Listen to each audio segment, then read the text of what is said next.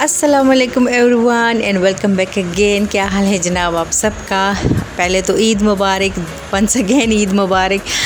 तो इंशाल्लाह आप सब ठीक होंगे और आपकी ईद भी अच्छे से गुजर रही होगी। मैं भी ठीक हूँ अल्हम्दुलिल्लाह। पहले तो बहुत माज़रत चाहती हूँ क्योंकि यहाँ पे ट्रैफ़िक बहुत ज़्यादा ट्रैफ़िक की आवाज़ें आ रही है।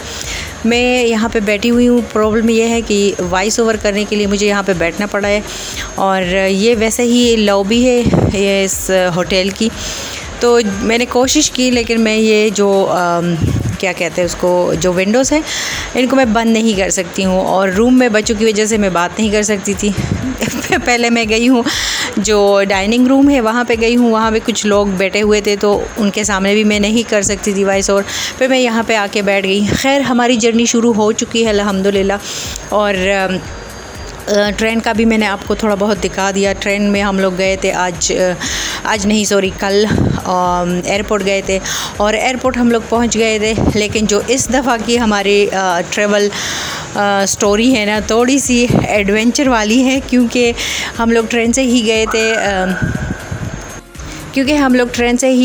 एयरपोर्ट हम लोगों ने जाना था तो वहाँ पे भी यहाँ पे भी चूँकि बहुत ज़्यादा बारिशें हुई हैं। ये नहीं, यहाँ पे नहीं, तुर्की में नहीं, मैं जर्मनी की बात कर रही हूँ।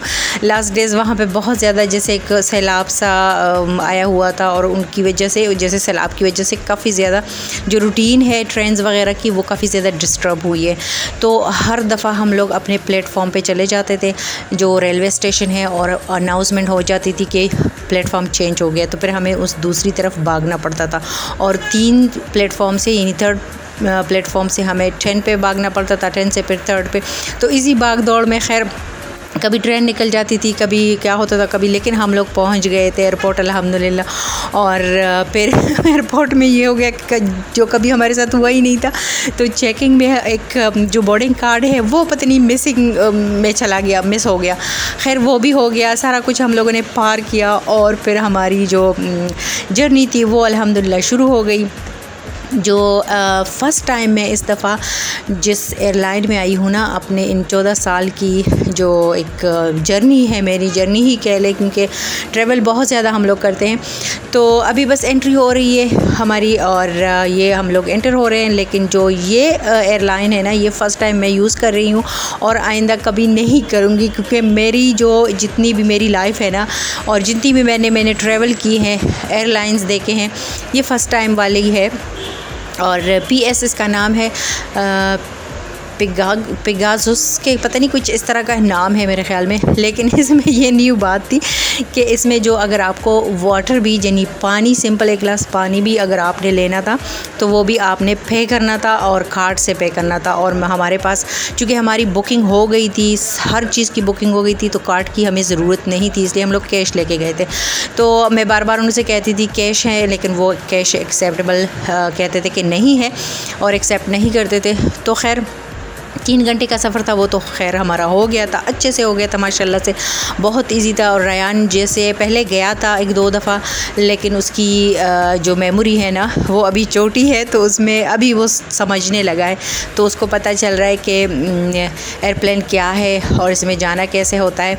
तो काफ़ी ज़्यादा जो उसकी एक्साइटमेंट थी ना, बहुत ज़्यादा थी। खैर अल्हम्दुलिल्लाह टर्की हम लोग पहुँच गए हैं और पहुँचते ही हम लोगों ने बाहर निकलने से पहले जिन्हें हमने अपना जो सामान वगैरह है वो सारा निकाल के, और वो उधर हमें मैकडॉनल्ड नज़र आ गया। तो खुशी हुई कि चलो अब यहाँ पे खाना पीना हमारा हो जाएगा क्योंकि बच्चों को भी भूख लगी थी और एयरप्लेन में हम लोग खा पी नहीं सकते थे। पर ख़ैर वो तो सारा कुछ इंशाल्लाह आप लोग के साथ मैंने शेयर किया और शेयर करती रहूँगी।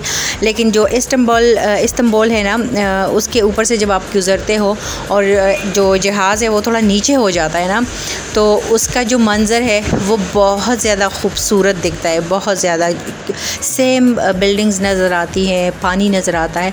तो मुझे तो काफ़ी ज़्यादा, जितनी दफ़ा भी मैं इस एयरपोर्ट पे गई हूँ ना इस्तांबुल पे, तो मैं ये वाला जो मंज़र है बहुत ज़्यादा एंजॉय करती हूँ।